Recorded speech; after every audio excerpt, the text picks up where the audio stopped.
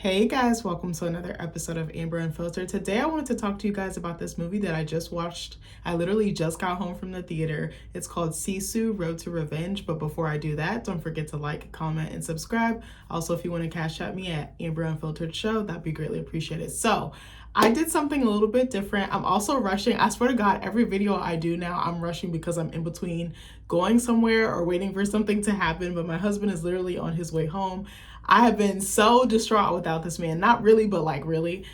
He's on his way home from the airport. He's like 30 minutes away. So I'm trying to give myself like a 20 to 25 minute cutoff. Who knows? I might still be recording by the time he gets home. But as soon as he gets home, I'm going to be like, I'll catch y'all hoes later. I said what I said. But I was trying something different. So I remember a few months ago, back in the summer, I had actually wanted to try this. So there's something called Mystery Movie Monday. I don't know if it's just Regal theaters. I don't know if it's select theaters. I don't know how this program works. But basically, I think I told you guys about this in another video. But basically, you get, what was I going to say?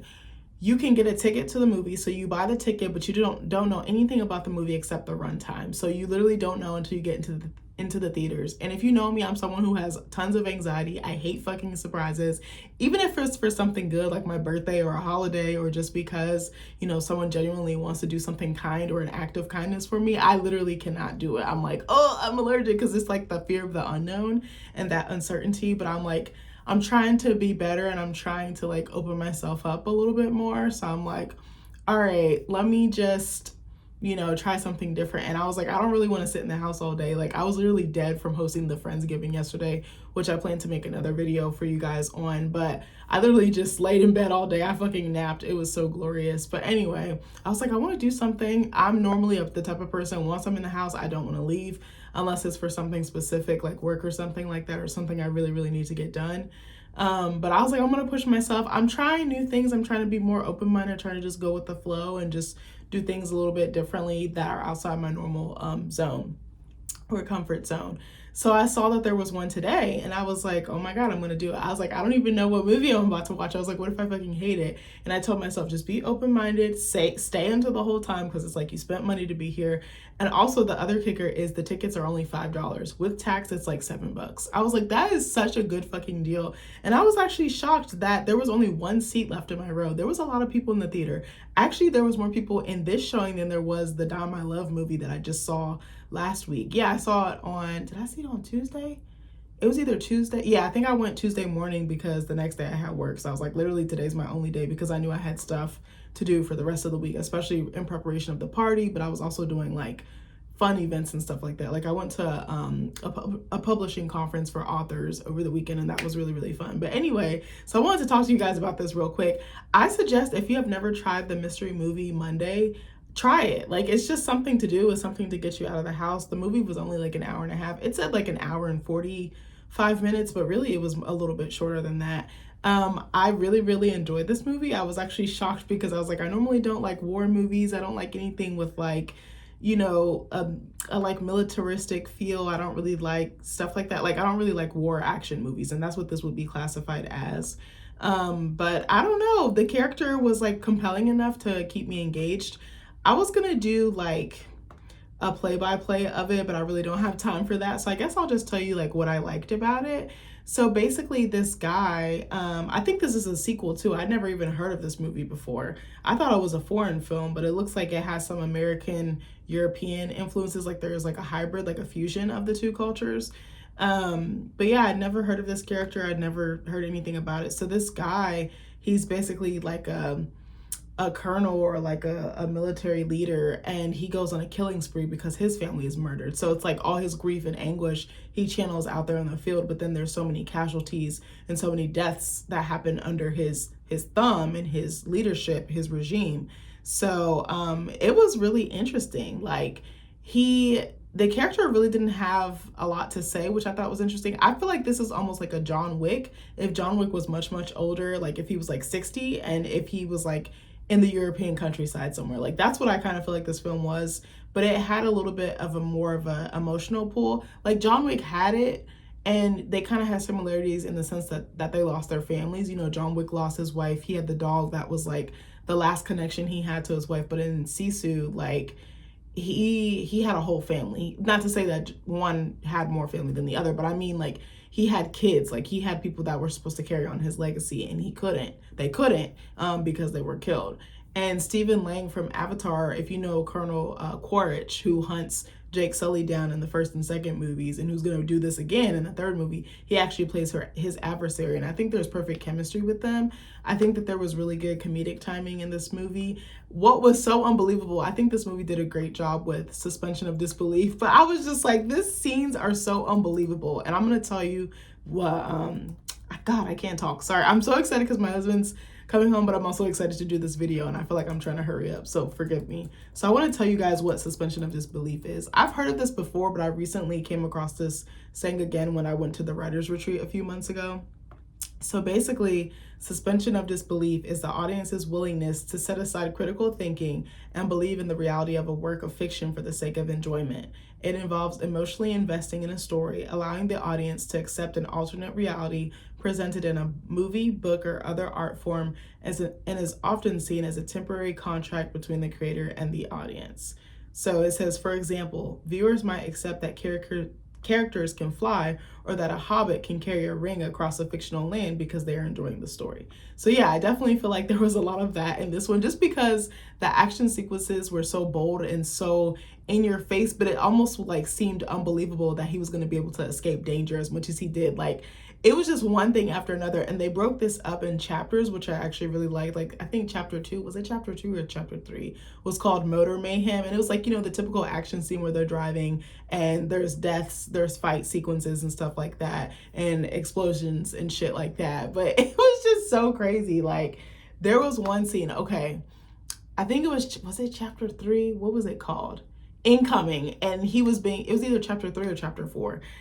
And again, it kind of reminded me of John Wick, but not exactly. Like, it was more like he used his surroundings to his advantage. Does that make sense? I feel like John Wick did, but he was more, the gun was like his weapon of choice. But I think the main character in this, I don't even know what his name was because he was so quiet.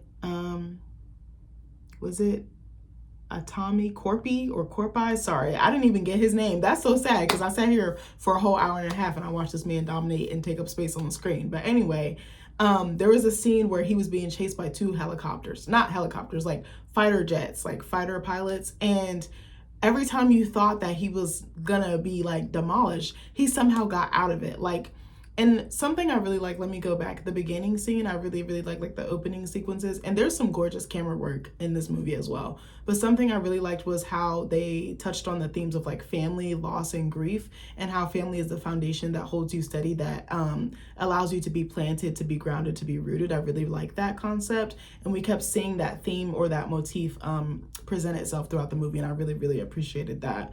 Like in the opening scene, he I think comes to like a border or like a station, like, yeah, like a border, and he shows his passport and he gets back in and he goes to his family home, and his wife and kids are gone. Obviously it's implied that they're no longer living or on this earth, but he actually dismantles the house and he takes the wood like from the infrastructure and foundation of the house, and he actually puts it on his truck. He's got this huge, like, hefty ass truck, and he carries it with him, but it's almost like he's carrying them on his back and he's carrying them in his heart, and he actually uses the wood throughout to get himself out of harm's way. So what I wanted to say was, there was a scene where he's being chased by 2 fighter pilots in jets, and you think that they're about to demolish his ass. He actually, what did he do? He got like, he had the lumber, it was like logs, not logs, but like square beams basically, or rectangular beams that he had on his truck. And then he goes in like this little like shed, basically like this big shed, and he finds these like wooden doors and he puts them on top to deflect the pilot's shots. Like, it just was so crazy. Like, just when you thought it couldn't get any like crazier, it just like, and you were like, he's gonna die, and he never does. It's just like, this guy's invincible, but he's close to he's like on the cusp of death so many times. And there's another time where I think one of the jets actually, he like raises the beams and the jet like ricochets off of it and it fucking catches on fire or something. Like, it's so crazy. Like, and I might not have explained it right because, again, forgive me, it just came from the movies. There's another scene where he is, I think, yeah, so there was 2 jets following him. One, he was able to like basically make it catch on fire and like get that jet, that fighter pilot off his back. But then he thinks he's in the clear because he's looking for the other one and he doesn't see them. So he's driving on the back road over this gorgeous fucking cliff. It was a beautiful shot. And then all of a sudden you see the fighter pilot like level like right on the cliff, but the jet can see him, but he can't see the jet. And the jet comes, and again he uses like the wooden beams, I think, to his fucking advantage. And you're like, how is he not dead yet? He's like a roach. Like, I'm not saying he's a roach, but I'm saying he's a roach because, you know, some bugs, or like a stink bug, some bugs are so fucking hard to kill. But he's a human that's hard to kill. I don't know if that made sense, but anyway, I thought it was interesting. I actually thought that the character was deaf because he didn't really talk, but he's the type of character like he can really be pushed to his limits, and then he finally does say one word. It actually reminded me of Planet of the Apes when Caesar said no, like when he yelled and like he shut shit down because they didn't expect, like the humans didn't expect him to be so advanced and so intelligent. And kind of reminded me of that, but it was like something in him broke because basically his adversary, played by Stephen Lang, he had like a piece of wood that had his kids as like heights and like showing how they've grown throughout the years. And this guy is responsible for murdering his family, mind you. He like used it against him, and he was like, I'm gonna basically bury you in the ground like I did to your family, because they literally chopped his family up into pieces. I know that is very morbid, but also something else, this movie is very gory, it's very violent. So if you don't like stuff like that, if you don't want to see body parts and heads exploding and things like that, then this movie is not for you. There's tons of blood. I can handle it to a certain extent. I think there was like maybe 2 scenes where I was like, I'm a little squeamish right now, because my man's face is like literally peeling off. But I was like, I can get through this because I think it's serving the story. But at times I had to kind of like look in the corner of the screen as opposed to his whole face, because I was like, my man's got his ass handed to him. There's another scene where, oh, I love this scene. It was actually, I think the choreography for like the action sequences is really beautiful, especially when it's like more of the hand-to-hand combat. There was this really interesting scene that I really liked. He got captured by his enemy, played by Stephen Lang. I can't remember his character's name. Let me look. I literally have the Wikipedia right here. He plays Igor Dragunov. I'm not sure if I said that correctly, but he's a Soviet Red Army officer. So Igor and his team capture him, and he's like on this train, and they're going to transport him to Siberia because the main character is actually trying to go back to Finland. That's where he's from. He's trying to get home. That's another thing. They just keep touching on like a homecoming or like a homegoing, you know, like going back home. You know, because he's done all his dirt, you know, in the army. He wants to be settled again. He wants to have a sense of normalcy, I think. And so he's captured, he's on the train, he is whipped, and he's whipped pretty brutally with like electricity and like an actual whip. That scene was like a little bit hard for me because I was like, you know, there's like an ancestral connection with that, unfortunately, for, you know, some of the people in my bloodline. So I was like, stuff like that can be a little bit hard for me to watch. But besides that, it was fine. And then he fucking, like, again, the suspension of disbelief. So he's literally just got his ass handed to him. You can literally see deep gashes in his back, like deep gashes. And he like, I'm trying to think how to fucking explain it. He like ninja warriors it, and he like parkours, and he like rolls himself up into like the beam in the wall, and he like pulls, like, and he's shackled, mind you, like deeply shackled. And he manages to pull the beam off. And then he like, this officer comes in there to check on him. He kills him, uses his body to get out because he's like in this locked room. He's being monitored by these 2 guards, but he fucks them up. Actually, it was funny. So again, this is where I'm talking about the comedic scenes. So the 2 guards that were outside of his like cabin on the train, and this is like a train that's like in motion, right? Because they're transporting him to Siberia, like I said. The 2 guards outside, they like do rock, paper, scissors, because the one guard, he's actually scared shitless. He's like, I don't want no smoke with that man because I know he a killer. Like, I know he'll have my head on a platter, okay? It's giving Ned Stark from Game of Thrones. But anyway, so the braver one, the one that's timid, he loses, but he's so scared. He's like opening the door, his hands fucking shaking, because he's like, I don't want that smoke. Like, I'm a soldier, but I'm not a soldier. You feel me? So the braver one goes in, he gets his ass handed to him. And then Corpy, I can't remember how to say his name, the main character, he uses his body to get out and pretends like he's still alive, even though it's like a body, like a head and a torso. Like it's nuts. So then he knows that this guy's gonna kill me, so he just jumps and gets like impaled by something like a tree or like a pole or something. Because he's like, I'd rather take my own life than this guy fuck me up. So he does that, but there's this gorgeous sequence where he's going through the different cabins and there's soldiers, like young soldiers, sleeping in the barracks. And he's tiptoeing through. The first cabin, he gets through fine. Nobody sees him. He gets through undetected. And then, or was it the first one? I can't remember. I think he went through 2 or 3 cabins. See, my memory is trash sometimes. So, what was I going to say? So he goes through a cabin, and then the second one, some of them start to wake up. So one guy actually sees him. He has to hurry up and kill this man. He has what's those things that they use like on the railroad, like the pick, you know, kind of like a Johnny Appleseed or something. You know what I'm talking about? I don't know. Or like an axe. It's like long and it's got like the little sharp, like hooked. He had one of those, and then he had like just a standard knife. Bro, I got like 15 minutes, so I'm trying to hurry up.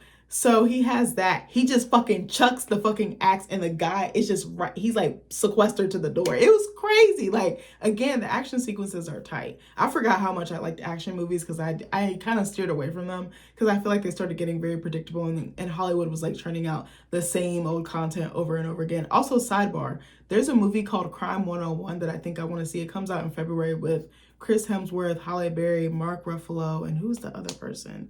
Corey Hawkins, I believe. They're all really good actors. Chris Hemsworth is basically like this jewel thief.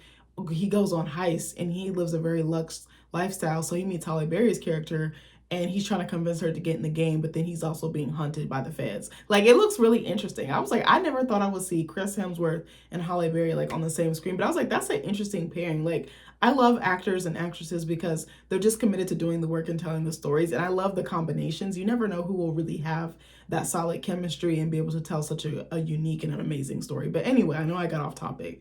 So he's going through that. So he chucks the axe at the one guy, he's dead, and then someone else wakes up that's actually sleeping in one of the beds and they're like bunkers, like one top, one bottom. So the one guy on the top wakes up, he sees him, and he has to hurry up and kill him before he makes too much noise. The way he killed him was so genius. I was like, who thought of this? Who choreographed this? Like, give them a fucking raise, bitch. Like, please. Because literally, it was like almost like a ham hock, but it was like more like a bed. Like, it was just like a thin, like, not a sheet, but like a blanket or like a throw or something. So he's like in that, and he sees him. The guy, Tommy Corpai's character, he literally, I don't even know how to explain it. He literally grabs him, flips it up, and stabs him quietly to use that, like the wall and like the blanket to muffle, like almost like soundproofing to muffle the kill. Like, I thought that was probably one of the most genius kills I've ever seen. I was like, who fucking wrote this script? Like, give them a fucking raise too, bitch. Like, I love creatives because they think of everything. They think of things that you wouldn't expect. So then there's another scene after that where, what was I gonna say? Oh shit, my husband's making good time. He's gonna be here in like 15 minutes. All right, I gotta hurry the fuck up because he just told me he's like 15 minutes away. I thought he wasn't gonna be back till like 11 o'clock, bitch. I'm like, hold on. I had a feeling. I was like, I think he's gonna get home early. I was like, he's either gonna get home when I get home or like right after I get home, which again, I just got home like 20 minutes ago. So there's another scene where Stephen Lang's character is in a different cart. He's like in like the captain's cabin. He's like in a different cabin or caboose. And he's like with the higher ups. And I think he was like a prisoner that was promised money and freedom if he killed Tommy Corpai's character. So he's having a nice meal and he's like, wrap it up because I want my cash prize and I want to get the fuck up out of Dodge for this man kills me. So he hears the gunshots and he pretends like everything's okay. So then he goes and what's the word? He like disengages the locking mechanism from the cabins so that Corpai can't get to him because he's basically coming for blood. And I think this was called chapter 6 or chapter 7. It was called Revenge. And it almost reminded me of Ozark too, because for that chapter it had like blood spatters on it, and for that scene or that sequence or that, I guess you could consider it the third act of the movie, he's got blood all over his face, like it's just blood spatter. So I think it kind of was like an indicator, like it kind of tells you what's going to happen next, which I really appreciated. So and I thought it was interesting too with the chapters, they would have this big bold like yellow lettering come onto the screen to let you know what was happening next. It almost reminded me of Kill Bill or something to that effect.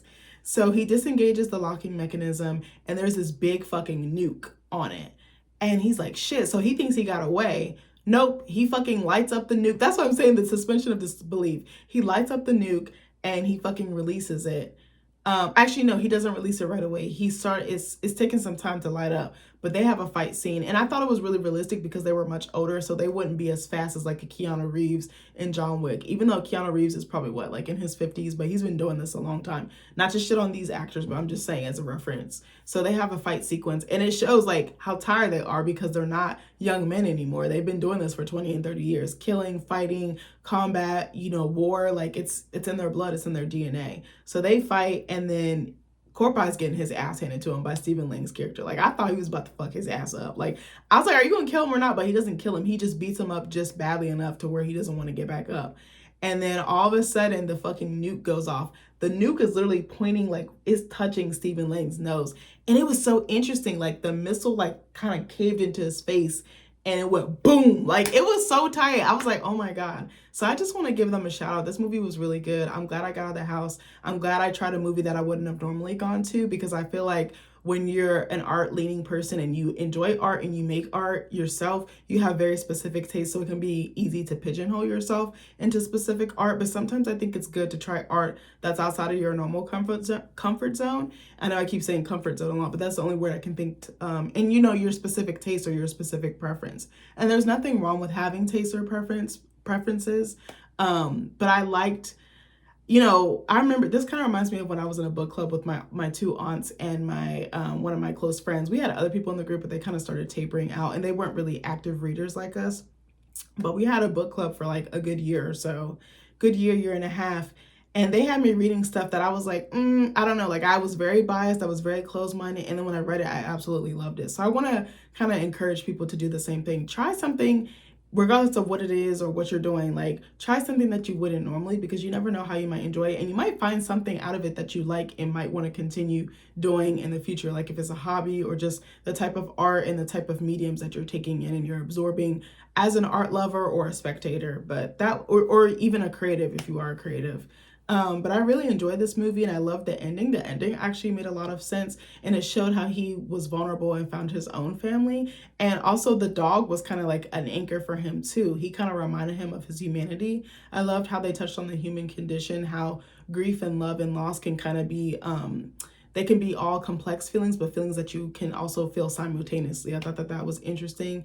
I really liked the character. I connected with him because it was like he was doing this out of survival, but I think he was just getting tired. And I liked how they commented on like exhaustion and how the ghosts of your past will catch up to you in your present. I thought that was really interesting, and all the hoops that he had to jump through just to rebuild, his life and the quality of his life. Now, I feel like he almost felt like his life didn't have meaning because he didn't have family, but then in the end, he kind of does find family. And all those pieces of lumber that he was lugging around with him, it showed how dedicated he was to his family, even in death, that they were still connected and that he still felt a connection to them, but he still wanted to honor them and honor their memory. I thought that was really powerful. I think the story is pretty good. Some of it was like, what the fuck? Like the guy next to me, he was like, what the hell, man? Like I was even saying, what the hell? And there was some times where I was like, my mouth is literally open, and I was so weak because there was an older couple next to me, and I was screaming before the movie started because I came and sat down in my seat, and it was reclining seats too. I feel like a lot of theaters are going to reclining seats. I like them, but sometimes I'm like, I just want the standard. I don't want the bells and whistles, but maybe that's just me. But the wife was sitting down eating popcorn, and then the husband came up, and I think they started fighting about putting butter on the popcorn. She was like, well, I told you. And he's like, well, I thought you didn't want it. Well, do you want me to get it? And then he just snatches the bag from her. Like, not in a rude way, but it was so funny. Maybe not snatch, but he took the bag from her, and he has such attitude that it made me so weak. Like, because I was like, this would literally be me and Nick right now. Like like how you assume your partner has done something or you thought you communicated something, but really it stayed in your mind. I was like, this is so funny. And then that lady's bob, her hair was so sharp. I was like, that bob could cut a bitch. Like, she reminded me of fucking Edna Mode from The Incredibles. I was so weak. But at the end of the movie, anyway, he uses that lumber and he builds a new place, and he does make it back home to Finland. So again, I love that this is a homegoing story, and that this is a story about facing the things that you went through in your life, even no matter how difficult. And I wanted to touch on what the word sisu means as well, because they open the film up with a definition of it. So it says, sisu is a Finnish concept representing extraordinary determination, resilience, and courage in the face of adversity. It is a combination of stamina, perseverance, and grit, and it describes the ability to dig deep to find strength and continue when all other options have been exhausted. While the word is difficult to translate directly into a single English word, it is considered a cornerstone of Finnish identity and is often associated with the ability to push past mental and physical limits. And I definitely feel like he embodied this in his character, just the things that he went through, like physically, mentally, and just emotionally.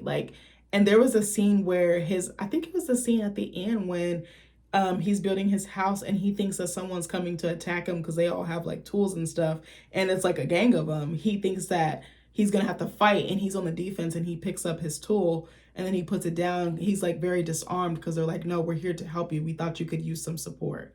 And in that moment, it was like he's not alone. Like, yes, he had the dog, but I think other people saw his heart, his humanity, and saw just a simple man wanting to rebuild. And that was something that really resonated with me. So yeah, I don't know. I feel like I was all over the place. I really didn't tell you too much about the movie. It's basically like a chase movie, but it's chasing in the sense of your past. Again, like I said, it finally catches up to you and you finally have to deal with it. You can't run from that trauma. You can't run from that loss. You can't run from the war that, you participated in, but the war within yourself, I think. I really like this movie. I actually want to go back and watch the first one. I think my husband will really like this because he loves history, he loves war, he loves all types of things. He's always trying to get me to watch war movies, and I'm like, can you fucking not? There was a movie, even though it wasn't entirely about war, that I just watched with him a few months ago called The King's Speech. If you ever get a chance to watch that movie, it is so beautiful and layered and human and complex. And I want to say that this movie was even like that. In the movie, it's not a movie you have to think too hard about. You can almost kind of predict in some ways what's going to happen next, but it's like A, B, C, D. Like, it's very chronological and it's very easy to follow. It's a very simple movie, but it's very effective. And again, there's gorgeous shots.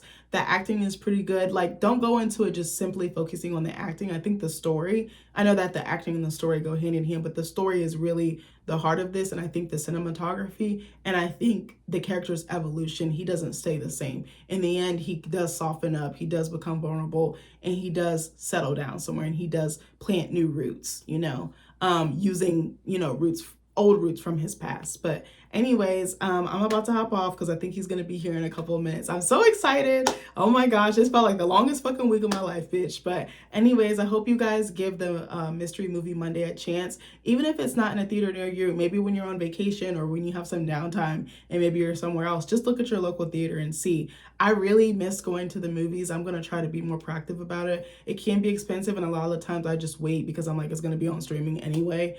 But I was like, I think I want to start getting back into going to the movies. I've always wanted to get one of those memberships where you can go see like an unlimited amount of movies, but I'm like, I'm also poor and I'm also a college student. But yeah, I don't know. It was like really a treat to see so many people out. I was surprised people were out on a Monday night at 7 o'clock. I was like, what is this? I was like, oh, I thought everybody was at home, but y'all out in these streets. And it was a lot of older people too. I was like, not y'all past your bedtime, but me too, girl. But anyways, I love you guys and I'll see you in the next video. Bye.